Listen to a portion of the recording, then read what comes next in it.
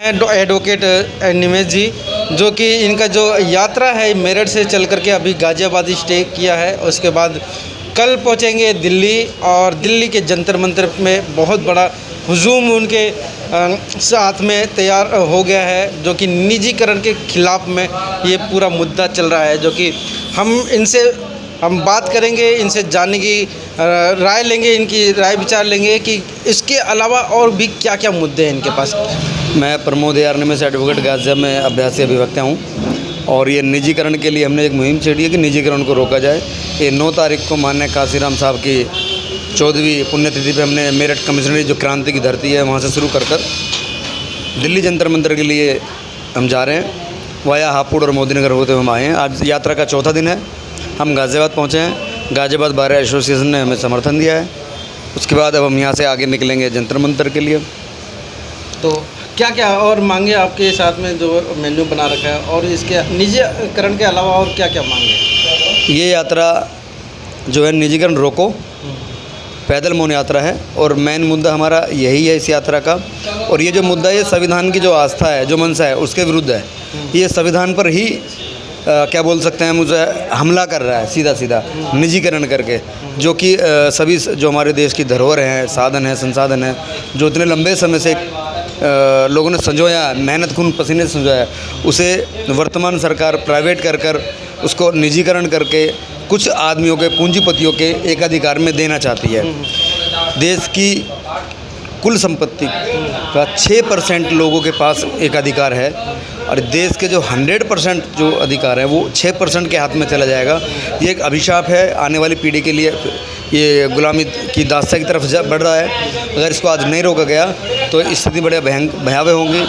लोग सड़कों पर आएंगे, हज़ारों लाखों करोड़ लोग बेरोजगार होंगे। वर्तमान स्थिति बड़ी भयंकर होती जा रही है।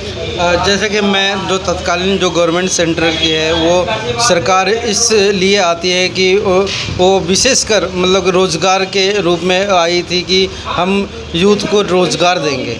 आप इसको लेकर के क्या मानते हैं कि अभी वो उनका कहना जो था वो पूरा हो गया है? हाँ, बिल्कुल हो गया है, बस वो थोड़ा बदल गया है। तो 2 करोड़ रोज़गार देने की भटकी लेना शुरू कर दिया है प्रतिवर्ष। तो मैं तो यही कहूँगा कि वो कैसे दिन पर दिन बेरोजगारी बढ़ती जा रही है। रोज़गार के कोई अवसर सरकार के पास है ही नहीं और इसका मेन कारण बनेगा और भयावह स्थिति बनेगी निजीकरण। और मैं यही कहूँगा कि जो हमारे माननीय प्रधानमंत्री जी हैं वो एक बार अपने मन की बात का जो अगला कार्यक्रम करें उसमें निजीकरण के लाभ बताएं। एक छोटी सी पीसी कॉन्फ्रेंस करें या एक मन की बात के अगले कार्यक्रम में ये टॉपिक रखें, निजीकरण के फ़ायदे। तो इससे मतलब कि सारा सलूशन निकल के आता है कि मतलब कि अगर वो टॉपिक अगर रख देते हैं, अगर उन्होंने और भी इधर उधर की बातें कह दी कि ये लाभ मिलेगा, तो क्या समर्थक उनके खेमे में जा सकता है? लाभ मिलेगा। अभी तक पिछले 6-7वां साल चल रहा है, सरकार को लाभ तो कोई दिखाई नहीं दिया है। किसानों की जो हालत है उसको कभी उभरने नहीं देना चाह रहे हैं। सबने देखा है किसान के जो बिल आया वो किसानों के विरुद्ध है। तो मेरे को तो लगता नहीं अभी कोई ऐसा कार्य करा है इन्होंने जो इनके लोग इनकी बात माने। अभी तक जुमले में लोग जुड़े हुए थे और भ्रम जो है ना, चश्मा जो था वो भ्रम का, वो धीरे धीरे धुंधला होता जो था वो साफ़ होता जा रहा है। मगर जो जिसे नौकरी की जो ज़रूरत है वो धरना प्रदर्शन एक दिन के लिए करते हैं, उनके ऊपर लाठियाँ बरसाई जाती है बदले में, उसके बाद भी वो नदारद हो जाते हैं। वो सड़कों पे या अपनी मांगों को लेकर के दोबारा नहीं, वो हिम्मत नहीं होती है। तो क्या कहना चाहेंगे ऐसे सरकार जनता की आवाज़ दबाने के लिए जो दमनकारी नीतियाँ अपनाती हैं, जो आवाज़ उठती है उसको दबाने का कार्य करती है। लेकिन अब जो युवा है, जो देश की जनता है, वो धीरे धीरे उनके प्रोपेगेंडा जो हैं वो समझ गई हैं कि ये झूठ बोल कर आए थे और झूठ ही बोल रहे हैं और झूठ ही बोलते रहेंगे। तो युवा अब समझ गया, देश जनता समझ गई है। तो इन्हें वोट के अधिकार से आने वाले समय पे लोग अपने जो मताधिकार है, जो संविधान ने दिया है, उसके जरिए ही इनको बाहर किया जा सकता है। आप क्या कर रहे हैं इस वक्त यूथ के लिए? अभी जो हम ये यात्रा जो निकाल रहे हैं निजीकरण को रोकने के लिए, जिससे कि रोज़गार के अवसर बढ़ें, इसके लिए हम एक मौन यात्रा निकाली है। प्रथम चरण है, हम पूरे देश में इस तरह की यात्रा करेंगे। प्रथम चरण हमने मेरठ कमिश्नरी जो क्रांति की धरती थी वहाँ से शुरुआत की है और द्वितीय चरण दोबारा किया जाएगा पूरे देश में, जिलेवार, कमिश्नरी वाइज, मंडल वारी ज्ञापन सरकार को नोटिस दिया जाएगा, लोगों को समझाया जाएगा, लोगों के पास जाके बताया जाएगा कि जो ये वर्तमान जो नीतियाँ हैं वो उनके विरुद्ध है। उसका इसलिए क्वेश्चन मैंने पूछा है कि इसके पीछे कहीं आपका पॉलिटिकल मुद्दा तो नहीं है, कहीं पॉलिटिकल बैकग्राउंड तैयार करना, मजबूती देना। हाँ, लोग कह सकते हैं। वर्तमान में मैंने एक प्रयास किया था, मेरठ स्नातक मंडल से एक विधान परिषद की सीट है, उसे पढ़ा, उसे समझा, उस सीट के बारे में पता लगा कि काफ़ी दिनों से मनुवादियों का इस सीट पे कब्जा है, तो उसका रिसर्च किया मैंने कि ऐसा क्यों है।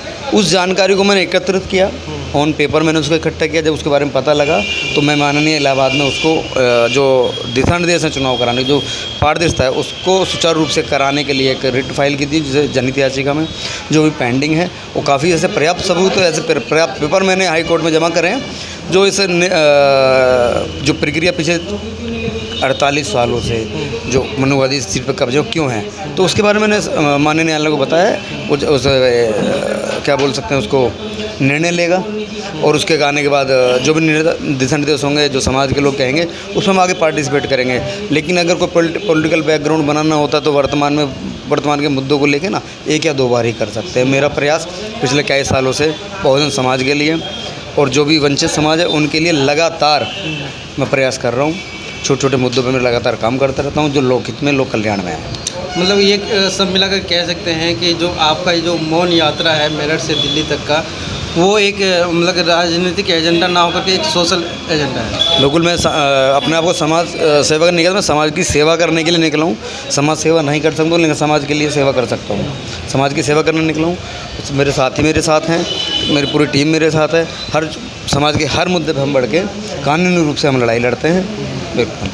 तो साथियों, हमारे बीच में थे एडवोकेट निमेश जी, जो कि ये अपने कचहरी में, अपने ऑफिस में बैठ के हज़ारों लाखों रुपए कमा सकते थे आज के डेट में, मगर इन्होंने वो चीज़ें सोची है जो कि पब्लिक के हित के लिए है, जो आने वाली जो जनरेशन है उनके हित के लिए ये कार्य कर रहे हैं। कल का क्या एजेंडा रहेगा और आप अपने दर्शकों को, अपने समर्थकों को क्या संदेश देना चाहेंगे? यात्रा का चौथा दिन है। मेरठ कमनी चौराहे से चल के दिल्ली जंतर मंतर जा रही है। आज चौथे दिन हम गाज़ियाबाद में हैं और यहाँ से निकलकर हम सीधा यूपी गेट की तरफ कूच कर रहे हैं। वहाँ से हम जंतर मंतर पहुँचेंगे कल, और सुबह राष्ट्रपति महोदय को निजीकरण रोकने के लिए ज्ञापन देंगे। और इस जो यात्रा का स्लोगन है, मौन है यात्रा, जो भी कुछ आप कह सकते हैं, जो स्लोगन है वो है निजीकरण रोको, पैदल मौन यात्रा। तो कल सुबह सभी साथी सुबह 9 बजे यूपी गेट पे मिलें, जिससे कि हम वहाँ पर एकत्रित होकर अपनी निर्धारित संख्या जो हमने अनुमति ली है उसमें हम जंतर मंतर पहुँच के राष्ट्रपति जी को ज्ञापन दें।